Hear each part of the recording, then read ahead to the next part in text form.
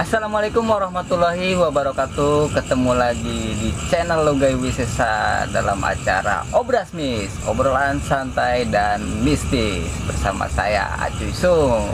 Dan pada malam hari ini kita kedatangan tamu nih, narasumber kita, yaitu dengan siapa? Dharma. Bang Dharma. Dan beliau ini pernah mengalami satu kejadian di tempat yang kemarin kita telusuri. Tapi sebelum tanya-tanya sama dia, jangan lupa buat teman-teman yang baru gabung, subscribe dulu, like dan komennya kita tunggu. Oke. Sekarang kita mau tanya-tanya nih sama Bang Dharma nih sebagai narasumber kita. Bang, katanya abang pernah ngalamin satu peristiwa ya? Iya. Atau pernah ngalamin satu kejadian itu waktu mancing ya? Iya. Bisa diceritain Bang? Bisa. Dulu saya lagi mancing, pernah ngalamin di pohon yang patuh. Iya. Di satu yang persis di belakang pintu tol Gunung Putri. Samping sebelah sini ya? Iya, itu ada ular melingkar jam 12 malam. Jam 12 malam. Itu dia turun, air situ tuh ombaknya kayak laut, udah. Dan kita pun mancing nggak pernah dapet ikan kalau ada dia. Itu sejenis ular, pokoknya ularnya gede banget. Itu malam apa Bang? Ya, Kejadiannya itu? kejadiannya antara malam Sabtu kalau nggak salah. Sabtu ya. Iya. Dan mistisnya tuh di situ ya, yang dialamin saya tuh ya benar-benar banyak gitu. Banyak ya? Banyak. Bisa nggak diceritain yang satu-satu tuh Bang? Bisa.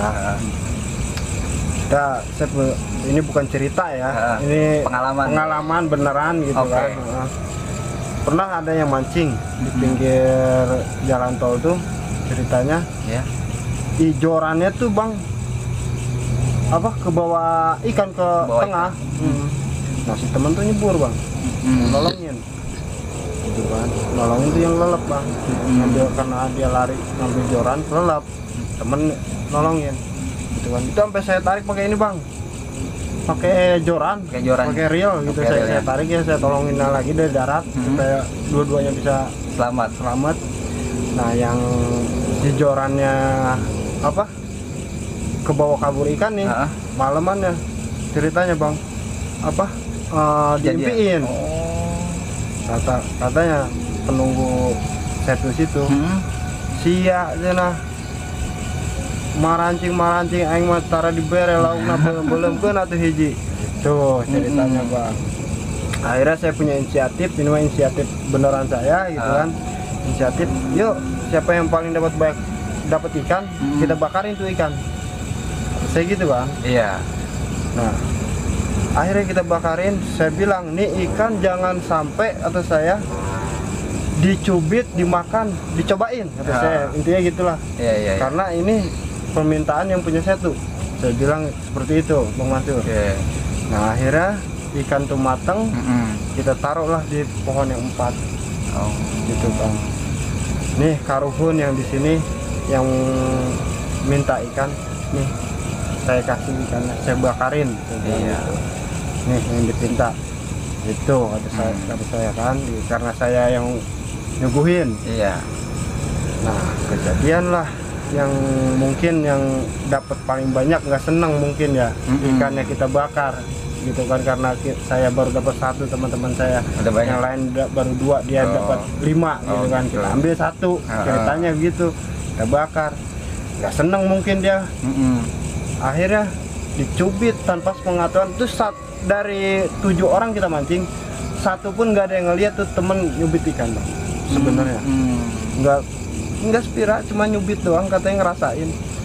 Maghrib ya Bang, dia kesambet walau Sama penghuni di situ. Bang. Akhirnya saya juga yang nyariin yang buat nolongin dia. Akhirnya saya taunya juga dari apa? Dari Ustadz. Beneran. Yang nolongin dia. Kunaon cenah sia, cenah lauk yang aing di cobain katanya, ngomongnya Sunda bang gitu di situ tuh, dicobain katanya gitu. Nah itu yang pertama bang.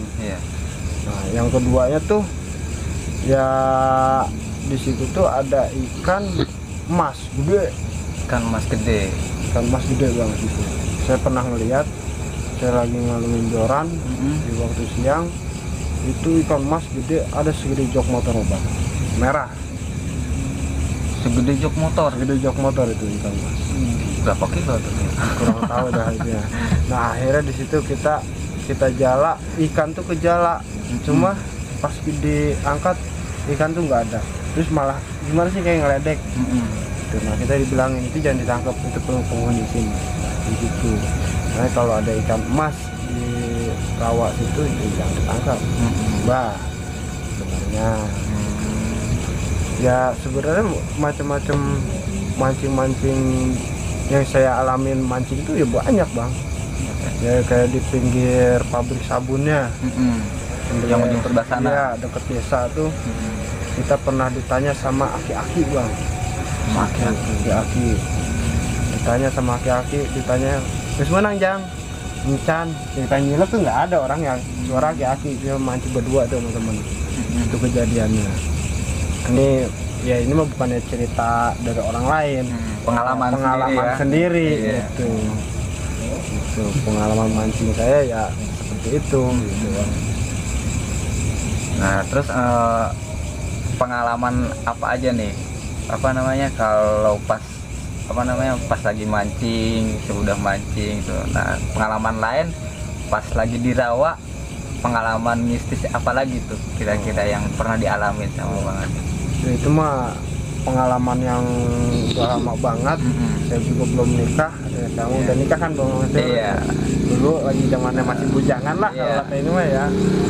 Rasa-rasa nakal gitu kan. Saya tuh pacaran di situ bang Mas. Pacaran ceritanya ya. Bawa cewek dan namanya di saya tuh kan terapi kan enaknya bawa cewek ya. Iya. Ceritanya. Ini bukan cerita sebenarnya nyata gitu kan ya. Saya bawa cewek tuh, kenapa ngedak-dadak tuh pas besokannya saya tuh sakit gini mau masuk leher. Terus saya kenapa ini ya, terus saya leher sakit. Biasanya saya kalau panas dalam kan langsung saya minum adem sari hilang gitu kan.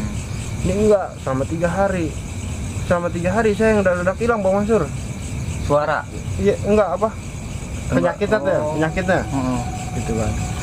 Udah, nggak dengar kabar saya dari teman. Katanya si ini nggak bisa ngomong acan gitu. Wah, kata saya jangan pindah nih, saya gitu. Saya tegur Bang Masih, dia lagi sakit. Ya saya bercanda kan. Lo bisa bawa cewek ya, kata saya gitu kan. Ke saya tuh. Lah, kok kata saya nggak bisa ngomongnya orang? Kayak gitu.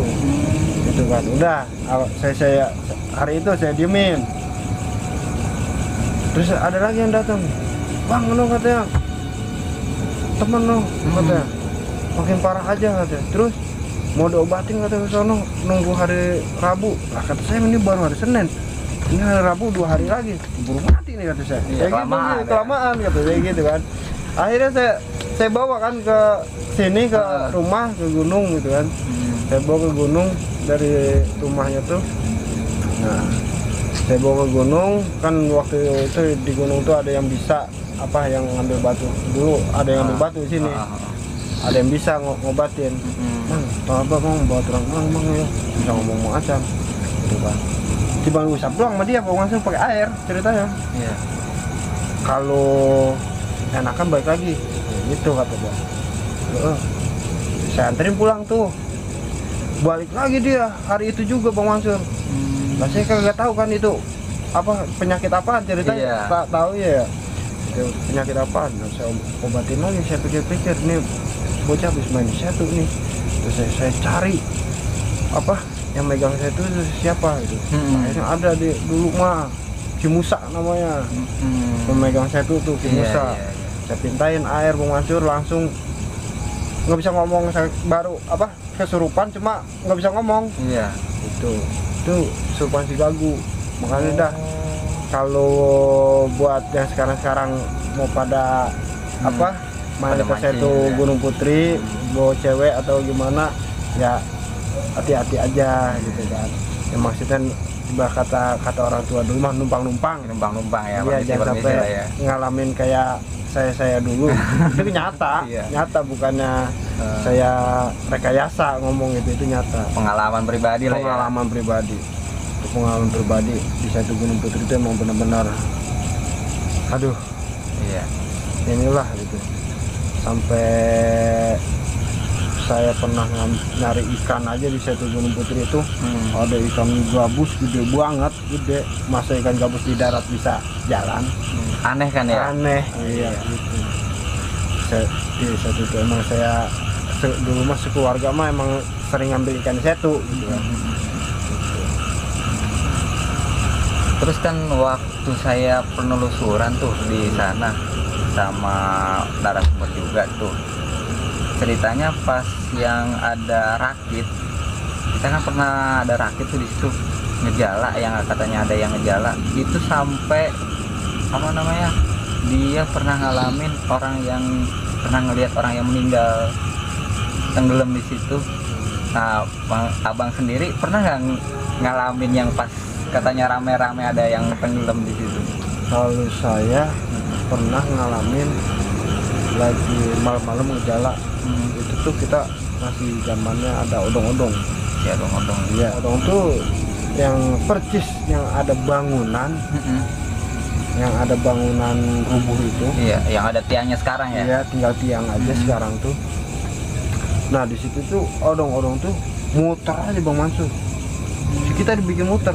Saya belokin kan apa buat muter-muterannya. Enggak diguel juga, kita dimuter. Enggak taunya tuh air tuh gimana sih, kayak mau nyedot kita. Kayak ada mata air di situ. Kayak ada mata air aja nyedot tuh di situ. Padahal di yang namanya Setu tuh nggak ada mata air ya. Ya sebenarnya kayak begitu. Gitu kan. Wah itu benar itu Bang Mansur. Itu kenapa tuh bisa begitu tuh air tuh? Ya Apa memang ada sesuatu yang gaib apa gimana? ya emang kan orang tua dulu kita pas pas berhentinya tuh odong-odong diem tuh, saya tuh ingat dibilangin sama orang tua gitu, karena di Setu Gunung Putri itu ada pusaran air. Ada pusaran air. Iya, Sebenarnya ada pusaran air. Ya, itu kita ngalamin juga Bang Mansur gitu. Kita berempat ngalamin sama teman-teman yang lain gitu kan. Yang saya ngomong gini juga banyak kejadiannya ya, saksinya ya banyak. Iya. Muter gitu air tuh. Muter ya. Iya. Oke, jadi pemirsa Lugai Wisesa. Jadi apa yang dikatakan abang ini dan Pak Kadus yang waktu kita penelusuran itu ternyata benar. Apa yang jadi titik permasalahan itu ternyata Setu itu ada pusaran airnya. Jadi memang terlihat tenang, tapi memang sebetulnya itu apa namanya, tidak kasat mata. Ada pusaran air di Setu tersebut. Jadi cerita yang abang ini ceritakan sama yang kita narasumber di Rawa itu memang benar adanya ya. Nah ini semakin seru nih ceritanya nih. Nah, pernah ngalamin apa lagi nih? Apa namanya, waktu pas pengalaman katanya pernah ngalamin yang sore-sore itu, yang katanya di pinggir tol. Oh itu.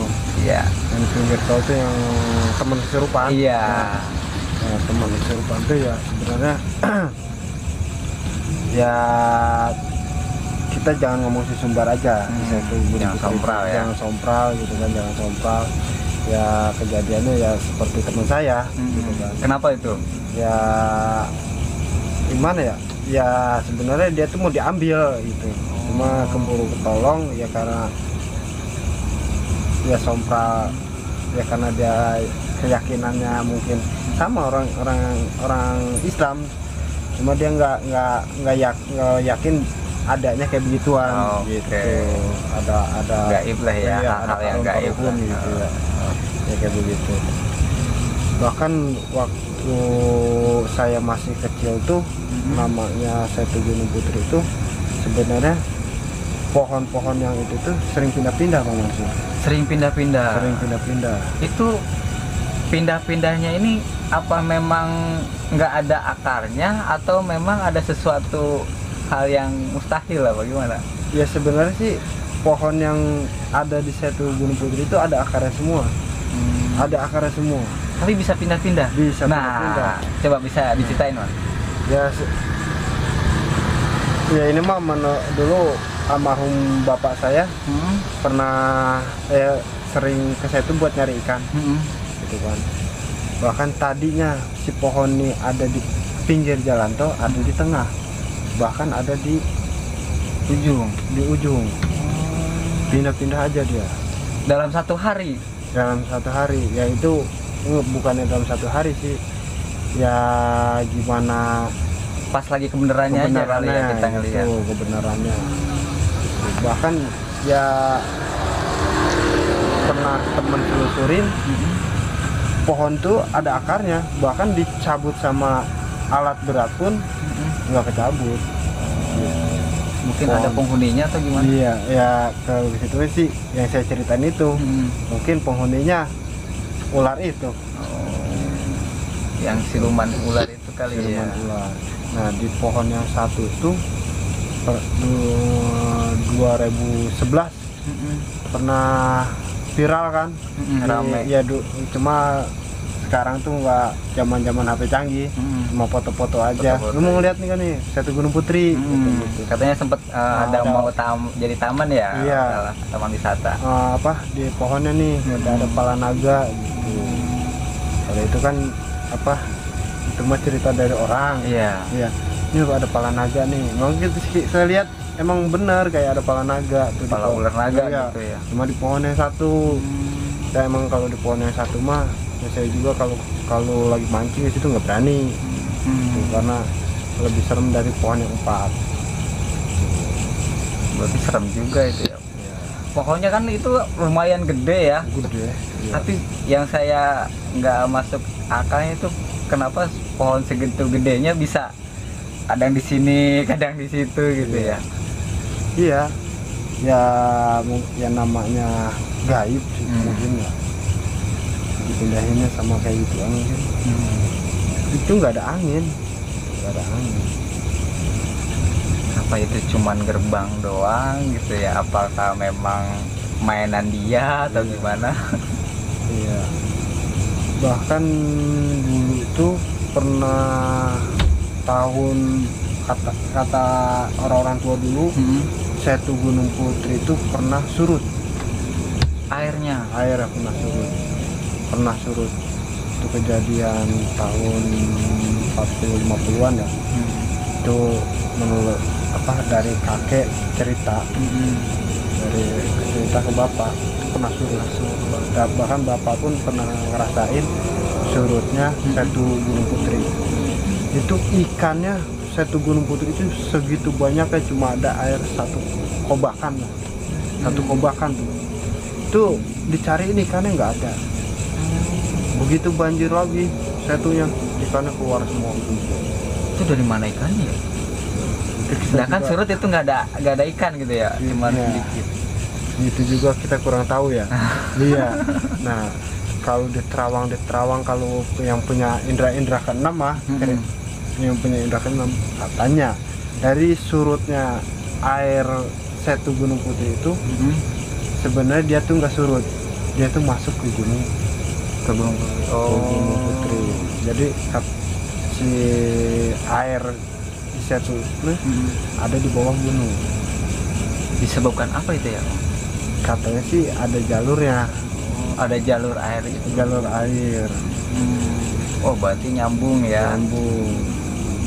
Nah, itu ya kalau yang bisa melihat ya katanya seperti itu Setu Gunung Putri itu. Iya. Oke, jadi pemirsa Lugay Wisesa, jadi terbuka sudah gitu ya yang namanya tabir misteri di rawa ya. Ternyata memang ini semua sama semua gitu, dari mulai air rawa surut, terus juga ada pusaran air ya gitu. Memang hal ini tuh bukan suatu hal yang gaib, ternyata memang bisa disatukan sama yang narasumber itu bener, ceritanya tuh bener-bener real ya. Oke, pemirsa Lugai Wisesa, sekarang waktunya pamit, saya dan narasumber kita ya Kang Dharma mohon pamit. Terima kasih atas waktunya. Assalamualaikum warahmatullahi wabarakatuh.